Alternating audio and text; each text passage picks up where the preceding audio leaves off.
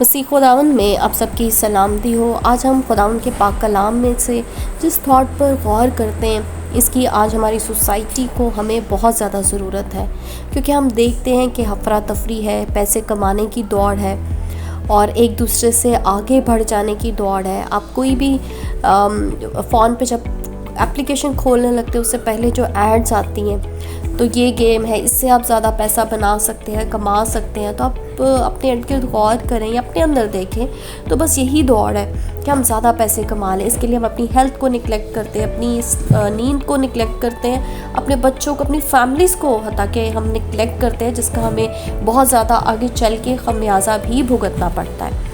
تو میرے عزیزو، اگر آپ یہ سب کچھ کر کے تھک چکے ہیں اور آپ دیکھ رہے ہیں کہ سب کچھ کرنے کے بعد بھی اتنا ہارڈ، اپنے آپ کو اتنا ٹف ٹائم دینے کے بعد بھی آپ کی زندگی میں سکون نہیں ہے، آپ پھر بھی وہ سب کچھ حاصل نہیں کر پا رہے، تو میرے عزیزو آج آپ خدا کے پاک کلام پر غور کریں۔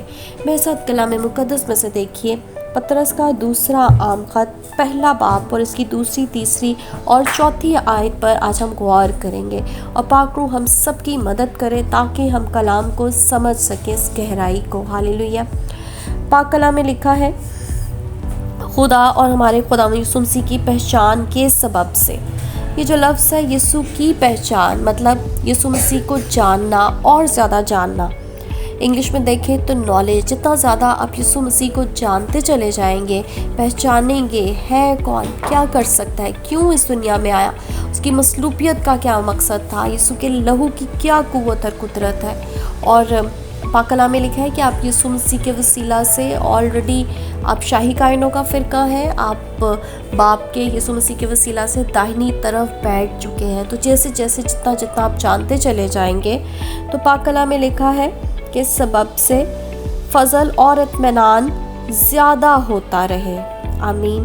آج ہمارے پاس اطمینان نہیں ہے، سکون نہیں ہے، تو یہ ملے گا جب آپ یسوع مسیح کی پہچان میں بڑھیں گے کہ اس نے میرے بوجھ خود اٹھا لیے، مجھے اپنا صاف پاک جامہ مجھے پہنا دیا۔ اور آگے لکھا ہے، کیونکہ اس کی الہی قدرت سے وہ سب چیزیں جو زندگی اور دینداری سے متعلق ہے، ہمیں اس کی پہچان کے وسیلہ سے عنایت کی۔ جو کچھ دینداری، جو کچھ اس دنیا میں رہتے ہوئے ہمیں چاہیے، آلریڈی اس کی پہچان کے وسیلہ سے ہمیں مل چکا ہے۔ اگر آپ غور کریں کلام کی عنایات پر اور آپ دیکھیں جب بائبل مقدس کا آغاز ہی ہوتا ہے تو لکھا ہے کہ جب سب کچھ خداوند بنا چکے، پھر آدم اور حوا کو بنایا۔ جو کچھ آدم اور حوا کو، ایک انسان کو زندگی گزارنے کے لیے چاہیے تھا، خدا نے پہلے وہ سب کچھ کریٹ کیا، اور باغ عدن میں ہر چیز بکثرت خوبصورت، ندیاں تھیں، پانی بہتا تھا، دریا تھے، باغ بہت خوبصورت تھا، پھل تھے، سب کچھ باکثرت۔ تو انسانوں کی جو کچھ انہیں چاہیے، ان کی خواہشات سے بڑھ کے وہاں پہ موجود تھا۔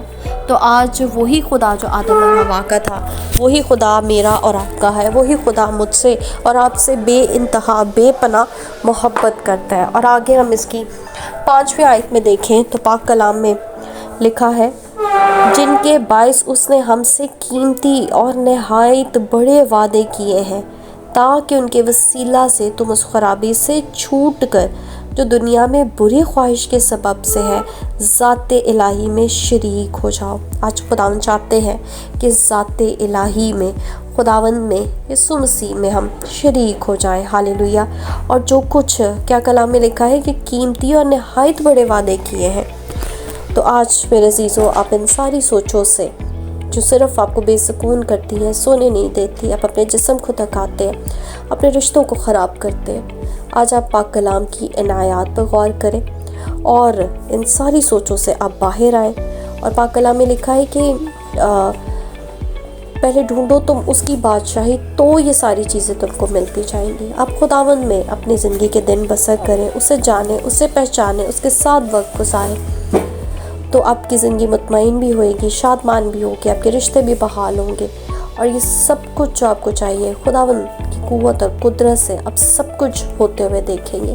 آج ابلیس نے ہمیں الجھا کے رکھتے، ہم ان کے پیچھے، ان دنیا کی چیزوں کے پیچھے بھاگتے ہیں اور ہم خدا کے ساتھ وقت نہیں گزارتے۔ اسی لیے آج بنی نوع انسان کی زندگی میں بغض، حسد، لالچ، آگے بڑھ جانا، یہ ساری چیزیں ہیں۔ تو خدا اس کلام کے وسیلہ سے آپ کو برکت دے، اور آج آپ غور کریں اور خدا کے ساتھ وقت گزاریں، اس کو پہچانیں، اس کی پہچان میں بڑھیں۔ آمین۔ God bless you all.